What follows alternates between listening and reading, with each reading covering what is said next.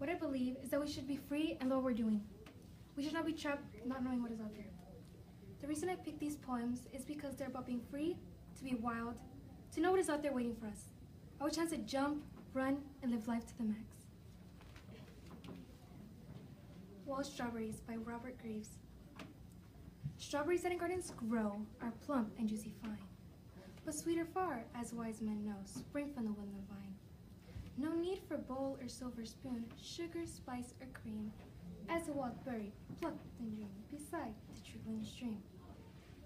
One such to melt at the tongue's root, confounding taste with scent. Beautiful peck of garden fruit, which points my argument. May sudden justice overtake and snap the forward pen, that old and palsy poet shake against the minds of men. Blasphemers trusting till caught in far-flung webs of ink, the utmost ends of human thought, till nothing's left to think. But may the gift of heavenly peace and glory for all time keep the boy Tom with tending geese, first made the nursery rhyme. Song of the Rabbits Outside the Tavern by Elizabeth Goldsworth. We who play under the pines, we who dance in the snow, that shines blue in the light of the moon, sometimes hot as we go, stand with our ears erect, our noses testing the air, to gaze at the golden world behind the windows there. Suns they have in a cave, and stars each on a tall white stem, and thought the fox or night owl seemed never to trouble them. They laugh and eat and are warm, their food seems ready at hand, while hungry out in the cold, we little rabbits stand. But they never dance as we dance, they have not the speed nor the grace. We scorn both cat and a dog, who lie by the fireplace. We scorn them licking their paws, their eyes on a spoon, we who dance hungry and wild, under a winter's moon. I Know Why the Cage Bird Sings by Maya Angelou. The free bird leaps on the back of the wind and flows downstream till the current ends, and dips his wings in orange sun rays and dares to claim the sky. But a bird that stalks on his narrow cage can seldom see through his bars of rage. His wings are clipped and his feet are tied, so he opens his throat to sing. The cage bird sings with fearful thrill of things unknown, but longs for still, and his tune is heard on a distant hill, for the cage bird sings of freedom. The free bird thinks of another breeze, and the trade wind soft through the sighing trees, and the fat worms waiting on the dawn-bright lawn, and he names the sky his own. But a cage bird stands on the grave of dreams, his shadow shouts on nightmare scream. His wings are clipped and his feet are tied, so he opens his throat to sing. The cage bird sings with fearful thrill of things unknown, but longs for still, and his tune is heard on a distant hill, for the cage bird sings of... Everybody talks about death, the thief who takes away people you love, kidnaps them, grabs them from their beds as they sleep. Sometimes he waves wildly, yells a big hello, as if you know he's coming, as if you sent him an invitation. And sometimes he seems to hurl himself through space and lands with a thud on some unsuspecting someone, and then they are gone. But occasionally he sneaks up on you. He taps on your right shoulder, and as you turn to look, he reaches over your left and takes your mother. It was the oldest trick in the book. I can't believe I fell for it.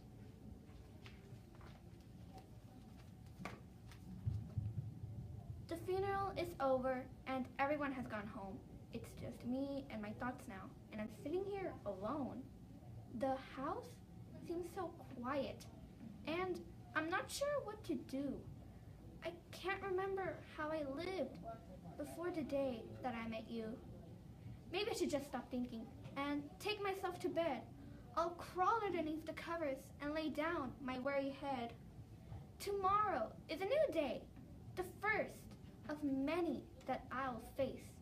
Without you here beside me, without your strength, your wit, your grace, I'll try to carry on, or at least I'll try to exist, until one day you reach for me and guide me into death's mist.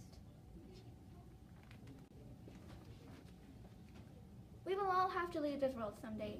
We don't get to choose when to leave, though. Death does. And when our loved ones leave us, it can be tough to heal those wounds in our heart. But death isn't the bad guy. All he is doing is sending us to a better place. These poems were duped by Hope Juanita Smith and After the Funeral by Kelly Roper. Thank you. Now I have 3 poems, and you might be wondering how they're all tied together. The answer to that is animals.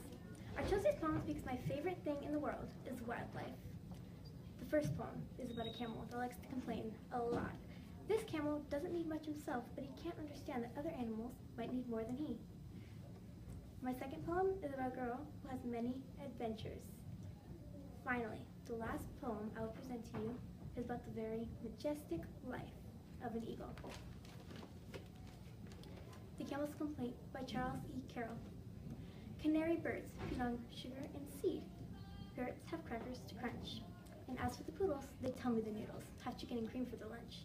But there's never a question about my digestion. Anything does for me. Cats, you're aware, can repose in a chair. Chickens can roost upon rails. Puppies are able to sleep in a stable, and oysters can slumber in pails. But no one supposes a poor camel dozes. Any place does for me. Lambs are enclosed where it's never exposed. Coops are constructed for hens. Kittens are treated to houses well heated, and pigs are protected by pens. But a camel comes handy wherever it's sandy. Anywhere does for me. People would laugh if you rode a giraffe or mounted the back of an ox. It's nobody's habit to ride on a rabbit or try to bestraddle a fox. But as for a camel, he's ridden by families. Any load does for me. A snake is as round as a hole in the ground, and weasels are wavy and sleek. No alligator could ever be straighter than lizards that live in a creek. But a camel's all lumpy and bumpy and humpy. Any shape does for me. Adventures of Isabel by Audrey Nash. Isabel met an enormous bear. Isabel didn't care. The bear was hungry. The bear was ravenous. The bear's big mouth was cruel and cavernous. The bear said, Isabel, glad to meet you. How do, Isabel? Now I'll eat you. Isabel, didn't worry. Isabel didn't scream or scurry. She washed her hands and straightened her hair up. Then Isabel quietly ate the bear up. Once in a night as black as pitch, Isabel met a wicked old witch. The witch's face was crossed and wrinkled. The witch's gums with teeth were sprinkled. Ho-ho, Isabel, the witch crowed. I'll turn you into an ugly toad. Isabel, didn't worry. Isabel didn't scream or scurry. She showed no rage, she showed no rancor, but she turned the witch into milk and drank her. Isabel met a hideous giant. Isabel continued, self-reliant. The giant was hairy. The giant was horrid. He had one eye in the middle of his forehead. Good morning, Isabel, the giant said. I'll grind your bones and make my bread. Isabel, didn't worry. Isabel didn't scream or scurry. She nibbled the whiteback that always fed off, and when it was gone, she cut the giant's head off. Isabel met a troublesome doctor. He punched and he poked till he really shocked her. The doctor's talk was of coughs and chills. The doctor's satchel bulged with pills. The doctor said unto Isabel, swallow this, it'll make you well. Isabel, didn't worry. Isabel didn't scream or scurry. She took those pills from the pill concoctor, and Isabel calmly cured the doctor. The Eagle by Alfred Lord Tennyson. He clasps the crag with crooked hands, close to the sun in lonely lands. Ringed with the azure world, he stands. The wrinkled sea beneath him crawls. He watches from his mountain walls, and like a thunderbolt, he falls. Are you missing something in your life? Sometimes you may feel down, and you may need a poem to bring your self-esteem back up. Invictus Are Conquerable by W. Henley is one of those poems that brings courage and bravery into your life. It makes you really think about the deep meaning within the poem.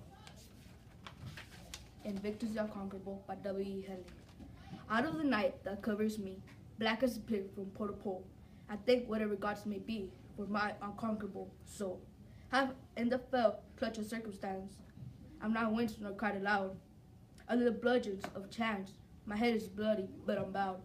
Beyond this place of wrath and tears, looms but the horror of the shade, and yet the menace of the years finds and shall find me unafraid. It matters not how straight the gate, how charged with punishments the scroll, I am the master of my fate. I am the captain of my soul.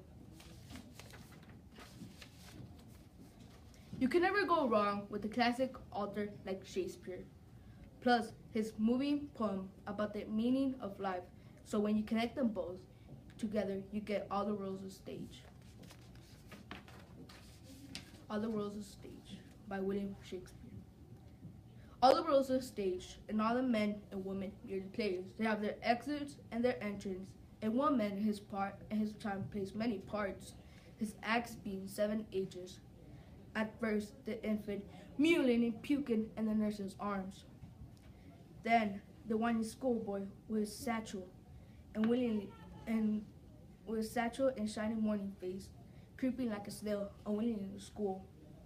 Then the lover, silent like a furnace, with the woeful battling, made to his mistress' eyebrow. Then a soldier, full of strange oath, beard like the pard, jealous in honor, sudden and quick in quarrel, seeking the bow's reputation, even in the canyon's mouth, and in the justice, and fair round belly, with good Capone line, with thigh severe and beard of formal cut, full of wise saws and modern instances, and so he plays his part. The 6th age shifts into the lean slipper pantaloon, with spectacles on his nose, a pouch on his side. His youthful host well saved a world too wide. For his shrunk shack, his big manly voice turning again toward childish trebles, pipes and whistles in his sound. Last scene of all that ends this strange eventful history is second childishness and mere oblivion. Sans teeth, sans eye, sans taste, sans everything.